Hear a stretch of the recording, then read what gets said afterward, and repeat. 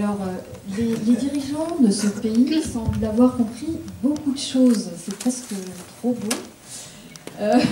Le Premier ministre actuel n'a pas l'air non plus de vouloir remettre en cause le BNB, contrairement à ce qui a pu être dit. Ah oui, alors ça c'est vraiment incroyable parce que moi, quand je préparais mon voyage au Bhoutan, donc il y a eu, pour résumer, c'était une monarchie absolue, n'est-ce pas? Le 4e roi, alors je t'avoue que c'est un personnage, j'aurais tellement aimé le rencontrer, j'en rêve encore, parce que en fait, c'est lui qui a inventé le BNB, et puis à 50 ans, il a dit, il n'y a pas de raison que ce soit que les vieux qui gouvernent, je laisse la place à mon fils. On aimerait bien entendre ça plus souvent, vous voyez ce que je veux dire? Et il abdique à 50 ans. Bon. Et puis il dit, maintenant mon fiston, la constitution, des élections, tout ça, et lui il se retire dans une cabane où il fait du vélo. Faire du vélo au Bhoutan, il faut vraiment en vouloir. Hein. Pourtant j'ai beaucoup de vélo, mais au Bhoutan... Et il s'occupe de ses petits-enfants. Alors t'imagines que quand tu as une caméra, tu te dis « Je voudrais voir le roi qui fait du vélo au Bhoutan ». Bon, bref, j'ai pas pu, mais je suis très têtue, hein, comme le milieu du Poitou, donc j'espère que je vais retourner au Bhoutan pour faire le roi dans sa cabane. Bon, donc j'ai pas vu le roi, ni le père, ni le fils d'ailleurs. Mais alors le fils, jeune, donc 26 ans, plus jeune roi du monde, eh bien, il se retrouve avec ce bébé, donc il organise des élections. Alors quand même, pour la petite histoire, il n'y avait pas de parti politique avant. Donc moi j'ai connu les 2 premiers ministres, le premier, donc Jimmy Tinley, chez qui je suis allée, dans sa maison, et puis le deuxième. Et puis les 2 m'ont expliqué que quand ils se sont retrouvés avec l'obligation d'organiser des élections, il a fallu créer des partis. Puis il dit, sauf qu'on n'avait aucune différence entre nous, on est tous d'accord, on n'arrivait pas à trouver de différence. Alors je dis, mais donc vous avez fait quoi? On a fait 2 partis. Puis après, aux deuxièmes élections, on a fait nous, on a 4. Je dis, mais vous avez donc fini par trouver des différences? Non, c'est pas grand-chose. C'est très intéressant parce que peut-être qu'on parlera après pourquoi ça se passe au Bhoutan, ça et pas ailleurs. Hein. C'est une vraie question. Hein. Donc voilà. Alors, le premier est élu, Jimmy Tinley, il perd les 2e élections. Le nouveau est élu. Moi, entre-temps, j'étais en pleine préparation. Et quand j'apprends que Jimmy Tinley n'a pas gagné les 2e élections, j'étais en rapport déjà avec tout son ministère, eh bien, je lis, j'entends à droite, à gauche, à la radio que c'est fini le bonheur national brut, que le nouveau Premier ministre ne veut plus entendre parler. Je me dis, bon, bah alors je vais peut-être pas y aller parce que c'est peut-être fini. Et comme j'avais des relais là-bas, et notamment une scientifique, enfin une économiste belge qui travaille sur le Bhoutan, j'étais en relation avec elle, elle me dit, non, ne t'occupe pas de ça, c'est une rumeur. Et derrière cette rumeur, il y a des gens qui savent ce qu'ils font. Donc, je t'explique peut-être. Oui. Oui, enfin voilà. Bon, je suis habituée à tout ça, les rumeurs, les grosses compagnies, vous voyez ce que je veux dire, dont une que je connais très très très bien, qui met beaucoup d'argent pour discréditer les gens, pour faire circuler des rumeurs. En fait, depuis que le bonheur national brut est sorti du Bhoutan, c'est-à-dire qu'il y a d'abord eu une première résolution qui a été présentée aux Nations Unies, qui a donc donné lieu, on en parle dans le documentaire rapidement, à une résolution signée par 67 pays, bon, sur le bonheur comme nouveau paradigme de développement. Depuis, il y a un nouveau document qui a été remis aux Nations Unies, à la demande des Nations Unies, pour voir quel pourrait être l'indicateur de richesse alternatif au PIB. Et donc, le Bhoutan l'a fait, associé avec 67 scientifiques internationaux, dont la Belge dont je viens de parler. Et puis tous les experts qu'on voit dans mon film, ça fait 300. Ils ont tous été associés à ça. Et Tim Jackson, etc.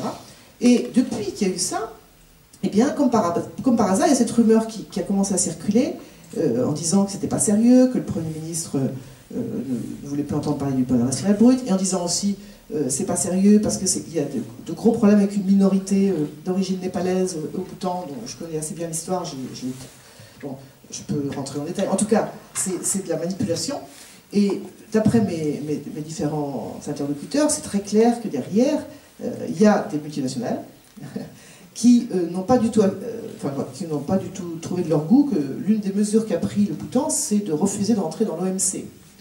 En disant, si on rentre dans l'OMC, l'Organisation mondiale du commerce, eh bien, par exemple, ils ont un secteur de coton bio et des textiles, mais absolument remarquable, enfin, de très grande qualité, c'est artisanal. Et si on ouvre le pays, entre guillemets, hein, libre-échange, eh bien, nous allons détruire notre artisanat, et donc nous ne voulons pas rentrer à l'OMC. Alors ça a été... Alors, ils ont aussi interdit l'exploitation des mines, en tout cas, ils ont un sous-sol qui apparemment contient des mines intéressantes, enfin des ressources, des minerais, et ils ont décidé de ne pas les exploiter, sauf exception très très rare, pour préserver l'environnement et les communautés rurales qui vivent autour. Et ça, voilà, tu vois. Donc voilà, le Premier ministre, non, il n'est pas du tout le nouveau. Bon, la différence avec le premier, peut-être, peut-on dire, c'est que le premier, il a beaucoup œuvré à l'extérieur pour faire connaître le BNP, et le deuxième m'a dit, moi je vais me centrer sur le pays, d'où donc son initiative de soutenir la création d'entreprises. Et pour la petite histoire, le jeune que j'ai fait là, parce que on est vraiment sur une autre planète là-bas, enfin, c'est quand même très très très surprenant. Karma Yonton, là, celui qui ramasse les poubelles, là, il m'a dit, je suis en train de faire toutes les écoles du pays pour faire ce qu'il a fait là dans l'école que j'ai filmée. Il dit, j'espère que quand j'aurai fait les 630 et quelques écoles du pays, eh bien, j'aurais bien formé la population et que je pourrais fermer ma boîte dans 4-5 ans et qu'il n'y aura plus que ça. Voilà. Un chef d'entreprise. On pourra cultiver son jardin. Alors j'ai dit, tu feras quoi? Il dit, mais il y a plein de services à rendre à la société, je ferai autre chose. Voilà. Donc vous voyez, on n'est pas dans la croissance, vous voyez ce que je veux dire. Hein. Alors justement, pourquoi est-ce que ça se passe au Bhoutan et pas ailleurs? Pourquoi et comment, ailleurs, un peu partout dans le monde, on peut dire, la croissance est devenue le dogme absolu? Rapidement, parce que oui, vous détaillez tout ça dans votre livre. L'histoire du royaume est très particulière. Hein. C'est un petit royaume dont tout le monde se foutait parce qu'il est coincé entre la Chine et l'Inde, c'est tout petit. Voilà. Bon, ils parlent anglais, enfin, ils ont deux langues, comme c'est une question qu'on pose souvent, hein, comme au Népal, comme en Inde. Parce que même s'ils n'ont jamais fait partie du Commonwealth, c'était quand même une zone d'occupation britannique, on va dire. Et voilà. Et puis, eh bien, la réponse, moi je me suis vraiment posé la question. Alors, je vais dire ça, je ne sais pas comment, parce que à la tête, il y a un roi éclairé. Ça pose la question des leaders éclairés. Un roi éclairé qui n'est pas tenu par sa réélection, qui a donc une vision. Alors, je ne suis pas en train de dire qu'il faut rétablir la monarchie, tu vois ce que je veux dire. Hein. Ce que je suis en train de dire, c'est que si on veut sortir du marasme, c'est plus que ça, enfin, relever tous les défis qui nous attendent et qui sont très très graves, le réchauffement climatique couvre ça très bien en Libération, mais la fin des minerais, la 6e extinction des espèces, la crise sociale, la crise économique, la crise financière, et tout ce qui fait notre présent, eh bien il faut avoir des responsables politiques qui ont une vision, je dirais, à 20 ans. Le système démocratique actuel ne le permet absolument pas, parce que tout le monde pense à sa prochaine élection, qui est en général dans 5 ans.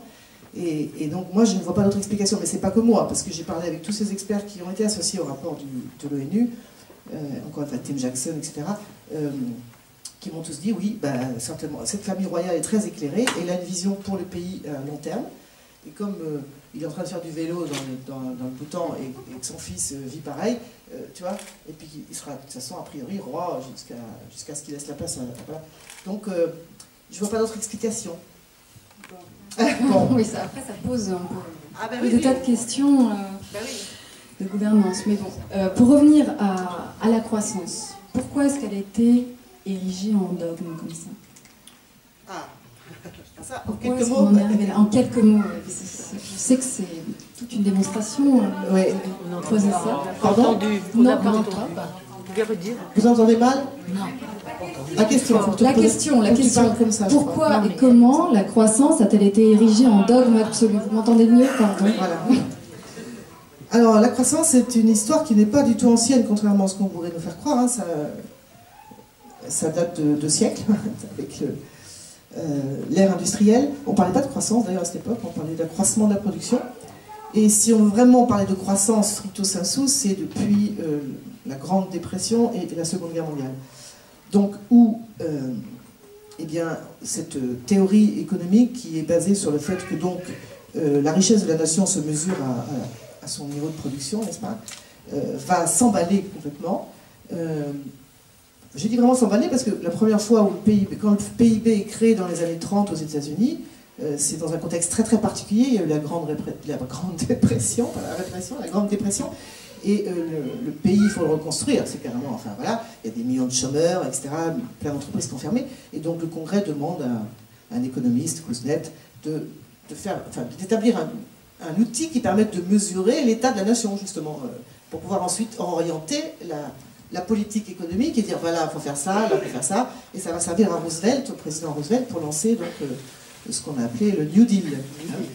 Et c'est un outil voilà, d'orientation. D'ailleurs, Kuznets lui-même, quand il présente son premier rapport du PIB, qui va être l'ancêtre du PIB, hein, eh bien, il dit, voilà, il faut augmenter la production dans tel domaine, tel domaine, tel domaine, si on veut résorber le chômage, si on veut relancer l'activité. Mais il dit, attention, attention, c'est pas du tout un indicateur de bien-être. Il le dit lui-même. Moi, j'ai retrouvé les documents de l'époque, il dit lui-même. Alors après, il y a la Seconde Guerre mondiale. L'Europe va aussi s'emparer de cet outil parce qu'il faut reconstruire l'Europe pour la même raison, en fait. Hein. Donc, il va falloir aussi savoir qu'est-ce qu'il faut faire, là, de quoi on manque, etc. Et puis, ça va s'emballer parce que nous rentrons dans l'ère de consommation de masse, tu vois, et d'une nouvelle ère du capitalisme aussi, n'est-ce pas? Et qui va faire que cet outil qui, à l'époque, était un outil d'orientation tout à fait respectable, si on s'en servait que comme ça serait parfait, mais qu'il va y avoir une confusion qui va s'ancrer non seulement chez les politiques, mais aussi chez nous, tous les citoyens, où on associe l'augmentation du PIB, du produit intérieur brut, au progrès, n'est-ce pas? Pourquoi? Parce que dans nos pays européens, je dis bien dans nos pays occidentaux, eh bien, il y a effectivement, dans la période d'après-guerre, comme encore une fois on est en pleine reconstruction, il y avait des cartes de rationnement jusqu'en 1949, enfin il y avait encore des besoins à couvrir, n'est-ce pas? Eh bien, ça va s'accompagner d'un développement matériel, et au sortir de la guerre, il y a un deal qui est passé d'un côté entre les syndicats, de l'autre l'État, les entreprises, pour que le gâteau, là, eh bien, il soit partagé. Donc, dans nos têtes, ça va être associé toujours, le PIB, ben, c'est un symbole de progrès, de mieux-être, etc. Sauf que ça marche ça marche en faisant abstraction du fait que ça marche parce que nous avons des ressources que nous ne payons pas au juste prix, évidemment. Nous pillons les pays du tiers-monde, voilà, disons-le carrément. Voilà, ça marche parce que... Voilà, ça marche pour nous, hein, parce que ça ne veut pas pour les autres. Hein.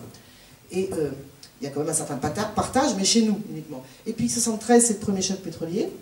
Et là, on se rend compte, c'est très intéressant, dans mon livre, je raconte tout ça en détail, on voit vraiment comment, dès qu'il y a un choc pétrolier, le PIB s'effondre, c'est très net. Dès que le pétrole, le prix baisse, c'est bon pour le PIB. Dès qu'il augmente, c'est pas bon pour le PIB. Il y a une connexion directe, n'est-ce pas?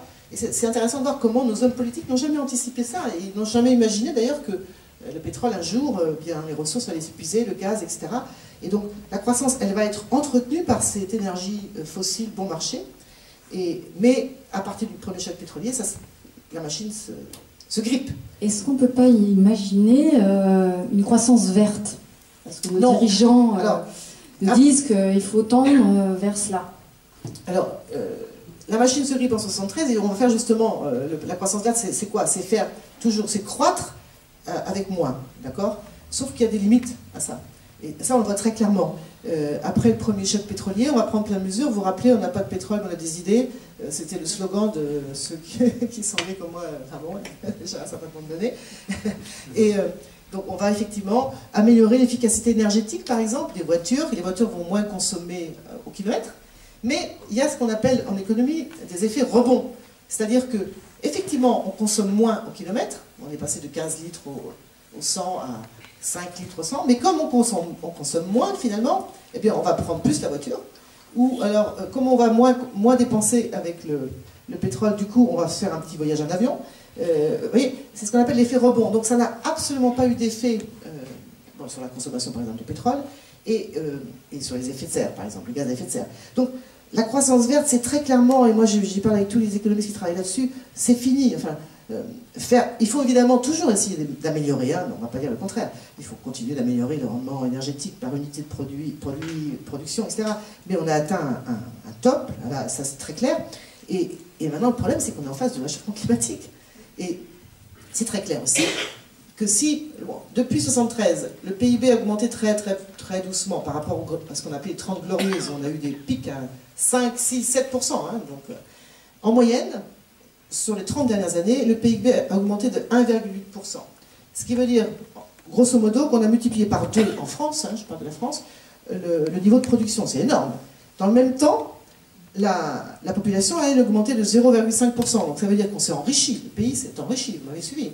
Sauf qu'il n'y a jamais autant de chômage, il n'y a jamais autant de pauvres, et jamais autant d'inégalités. Donc le partage dont je parlais avant, qui a eu lieu, parce que les syndicats se sont battus, le pouvoir d'achat, tout ça, il faut tout revoir maintenant, parce que ces logiciels-là ne marchent plus. Eh bien, c'est passé où?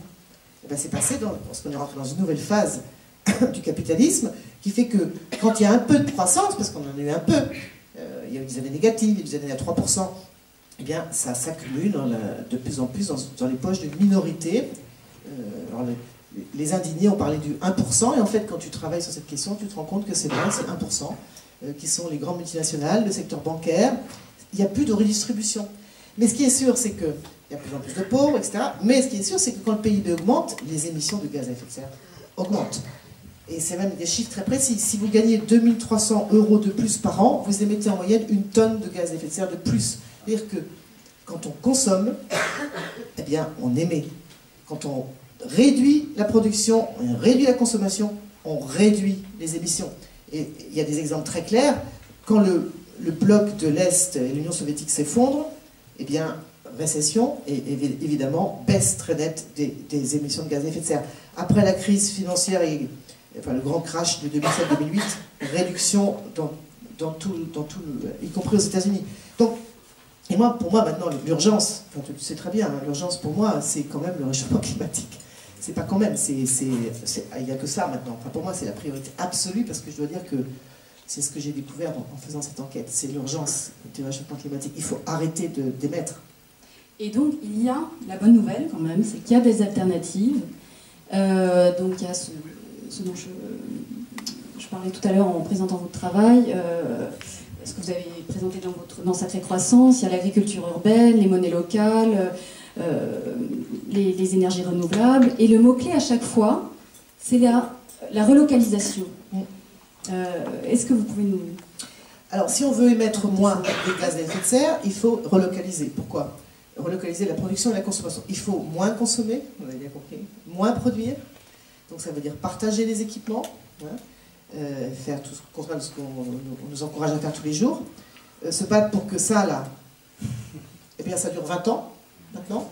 Déclarer que l'obsolescence programmée... Alors j'ai vu dans la dernière loi, la loi sur l'énergie, transition énergétique là, de Ségolène, elle avait parlé de l'obsolescence programmée, mais il faut carrément prendre des mesures, c'est-à-dire qu'il faut contraindre les fabricants à mettre sur le marché, et s'ils ne le font pas, eh bien, ils n'ont pas l'autorisation, des téléphones portables qui durent 20 ans, ce qu'ils pourraient très bien faire. Pareil pour les machines à laver, pareil, etc. Donc il faut partager et évidemment avoir des objets qui durent très longtemps.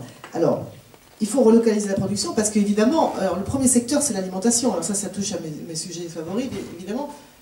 J'avais déjà montré avec les moissons du futur. Mais il faut savoir qu'en Europe, en moyenne, un aliment parcourt 3000 km. Vous vous rendez compte ce que ça représente en termes d'émissions, hein, de carbone. Et parfois, c'est plus que 3000 km. Hein. Un jean, autre domaine.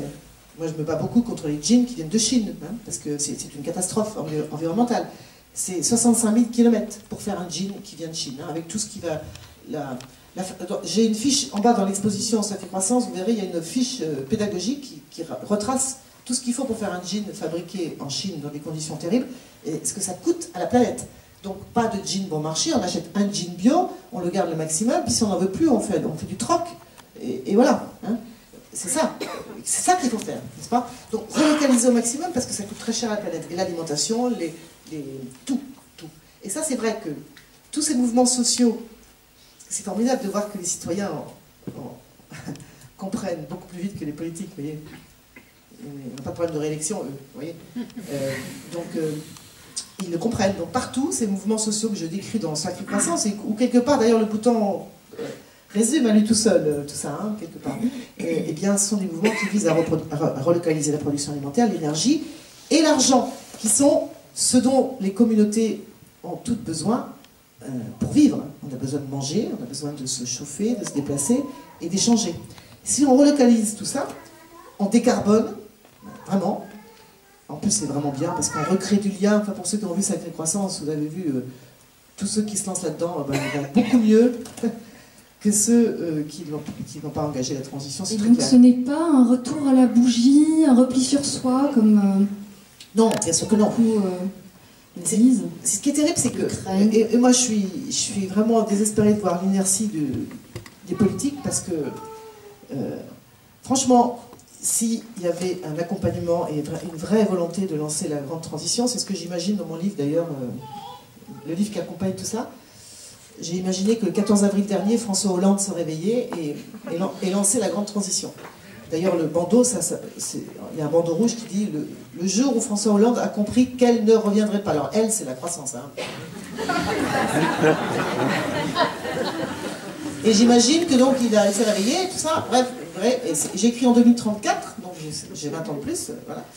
Et je raconte tout ce qu'on a obtenu en 20 ans, depuis que François Hollande est devenu le président de la 5e République, laquelle va bien sûr être enterré par lui-même d'ailleurs, qui va évidemment c'est la 6e République, le plus populaire de France, qui est quand même pas évident, quoi. Vous voyez, il faut faire un petit effort d'imagination, mais ça marche. Et ce que je veux dire, c'est que dans mon livre, vous verrez, tout ce que je raconte qu'on peut faire en 20 ans, c'est du vrai, quoi. C'est-à-dire qu'on a le scénario Négawatt, qui nous montre, par exemple, qui a fait un super boulot, hein, qui nous montre comment on pourrait, sans rupture d'approvisionnement, basculer progressivement et en 20 ans vers quasiment 100% d'énergie renouvelable, à condition évidemment de réduire énormément nos consommations, évidemment. Ça, c'est la première clé quand même, c'est la sobriété, l'efficacité et les énergies renouvelables. On a un autre scénario similaire qui montre comment en 2050 la France pourrait capter énormément de carbone et plus capter de carbone qu'elle n'en produit, évidemment grâce à une transition vers l'agriculture biologique et un programme d'agroforesterie qui ferait qu'on planterait des arbres partout dans la Beauce, ce serait magnifique. Et on pourrait continuer, et on pourrait nourrir les Français. Enfin, on a tous les savoirs. On pourrait le faire, vraiment. Le problème, c'est que si on ne le fait pas, ben là, on va vraiment... Enfin, il faut le dire, hein, moi je suis très inquiète, je vous dis franchement. Hein. Si on ne le fait pas, ben on va vers le chaos. Et c'est pas moi qui le dis. Hein. Moi j'ai consulté un rapport de la CIA qui a fuité. J'ai consulté un rapport du centre de prospection de l'armée allemande qui a fuité. Parce que les auteurs, à chaque fois qu'on leur demande de faire un rapport sur qu'est-ce qui se prépare, les auteurs c'est des militaires, c'est des agents de la CIA, ils se mettent au boulot, puis quand ils voient le résultat, ben, ils se disent c'est pas possible, donc ils font fuiter parce qu'on ne peut pas laisser ça comme ça.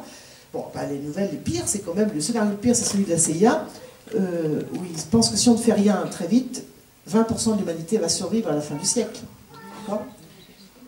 Parce que réchauffement climatique énorme qui va perturber la production alimentaire.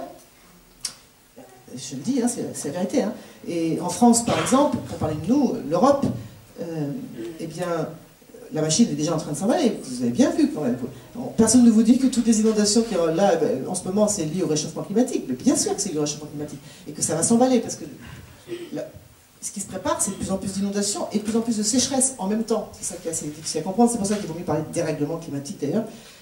Donc, les scénarios dans les études de Nature qui ont alimenté le dernier rapport du GIEC, c'est que si on ne fait rien, eh bien, nous allons vers au moins une centaine de jours par an où la canicule de 2003, ça sera de la rigolade. Hein, de la rigolade. Donc, ça veut dire qu'on ne pourra plus produire d'aliments en France, sauf à passer en bio très rapidement, parce que ça, c'est des systèmes beaucoup plus résilients, n'est-ce pas?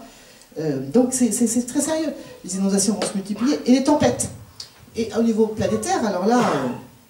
c'est des millions, vous avez d'ailleurs fait à Libération un jour un supplément qui était imaginé aussi. C'est des centaines de millions de réfugiés climatiques qui vont être...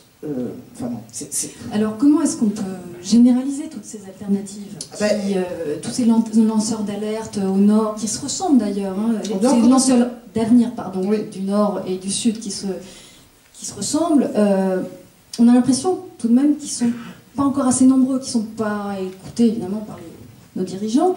Comment est-ce qu'on pourrait généraliser cela? Alors, comme il y a...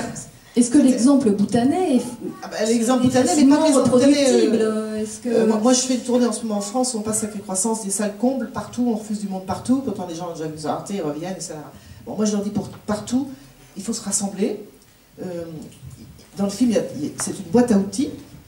Il y a donc relocaliser la production des aliments, s'embarquer dans des coopératives énergétiques, s'engager pour lancer des programmes de rénovation thermique, se battre pour avoir le droit de... Parce que ça, c'est en France, c'est un énorme problème par rapport au Danemark, par exemple, où je suis allée dans le Sacré Croissance. On a un centralisme énergétique qui est un vrai frein pour développer les initiatives locales et permettre à chaque communauté... moi, j'aime beaucoup le mot communauté. En France, ça paraît très... Oui, vous parlez beaucoup des communs. Oui, voilà, les communs, en France, communauté, on pense repli communautaire, c'est même un mot très connoté. En espagnol, comunidad, c'est magnifique. En anglais, community, c'est magnifique. Il faut vraiment se réemparer de ce terme. La communauté, c'est des gens qui partagent un territoire. Et la transition, Pour moi, la clé, ce sont les territoires. Et à condition de pouvoir rassembler les gens sur ce territoire et de déterminer quelle est l'identité du territoire qui va faire qu'on va pouvoir mobiliser tous les gens pour lancer la transition tout de suite, maintenant, en espérant qu'avec ces exemples, on va pouvoir bouger les politiques, parce qu'évidemment, plus on aura de politiques et qui prennent des mesures pour, par exemple, encourager ce que je viens de dire, permettre à des communautés locales de faire un bilan énergétique et de se dire, voilà, là, nous, bon, on va lancer le programme de rénovation thermique, d'accord, et en plus, eh bien, on peut utiliser les déchets alimentaires, enfin, faire un bilan et ensuite faire leur centrale d'énergie qui va permettre de satisfaire les besoins locaux. Donc il faut des réformes, il faut etc. Mais on gagnera beaucoup de temps. Alors, moi, je ne vois pas d'autre solution, parce que pour l'instant, vous voyez bien, sauf à, comme j'ai fait dans mon livre, imaginez que François Hollande soit visité par je ne sais quel Saint-Esprit, peut-être par mon livre, parce que je lui ai envoyé, hein, tu l'as envoyé finalement, hein, Pascal. Ouais. Je lui ai remercié pour l'exemple qu'il donnait au monde. Voilà. Mais peut-être ça peut arriver, hein, on ne sait jamais. Hein. Voilà. Mais bon, bougez-vous. Et moi je dis partout, dans le film Sacrée Croissance, il y a, pour ceux qui l'ont vu, pour ceux qui ne l'ont pas vu, ben, vous lâcherez le DVD. Hein. Eh bien, je suis allée sur une île, pour faire rapide, qui est devenue 100% énergie renouvelable en 10 ans. Et qui maintenant émet 0 carbone. Bon, bref. Et ils ont créé une académie de l'énergie sur l'île, qui est un exemple sur toute la planète, où viennent des gens de partout pour se former, pour voir comment ils ont fait, ils ont réussi si rapidement une transition comme ça. Et le directeur, à un moment, il reçoit des hauts fonctionnaires d'Europe de l'Est, il y a des Hongrois, etc., qui sont venus voir comment il a fait. Puis, il y en a un Hongrois qui dit, mais vous avez réussi parce que vous êtes une île. Il dit, oui, c'est vrai que ça a joué, l'île. Mais prenez l'image de l'île. Quand vous rentrez à Budapest, parce qu'il était de Budapest, eh bien, vous vous dites, dessinez votre île imaginaire, qui est le territoire dans lequel vous voulez inscrire le projet. Pourquoi? Parce que si on veut réussir cette transition, comme on n'est pas aidé par ceux du top, comme on dit en anglais, du haut, il faut que ceux du bas, la base, ils se rassemblent au-dessus de leurs différences partisanes, de leurs guéguerres de partis, parce que ça dépasse tout, là, il faut se rassembler tous. Et on peut au moins tous se rassembler sur le fait que on voudrait que cette planète continue, de toute façon elle continuera sans nous, hein, mais on voudrait que nos enfants, ils vivent pas, parce que moi c'est ça qui me fait peur, c'est pour mes enfants, ils vivent pas l'enfer dans 20 ans, parce que c'est ça qui nous attend, c'est l'enfer dans 20 ans, c'est ce que dit le rapport de la CIA, etc.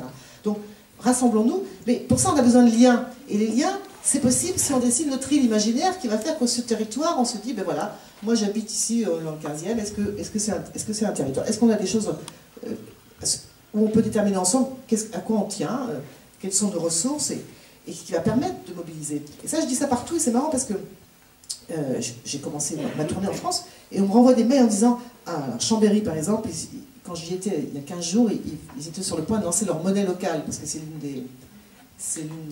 des solutions dans le film, pour ceux qui ne l'ont pas vu, les monnaies locales. Et moi je dis que la clé principale, c'est de créer partout des monnaies locales. Il y en a partout qui se créent des monnaies locales. Hein. Angers, Nantes, Toulouse, Strasbourg, Chambéry.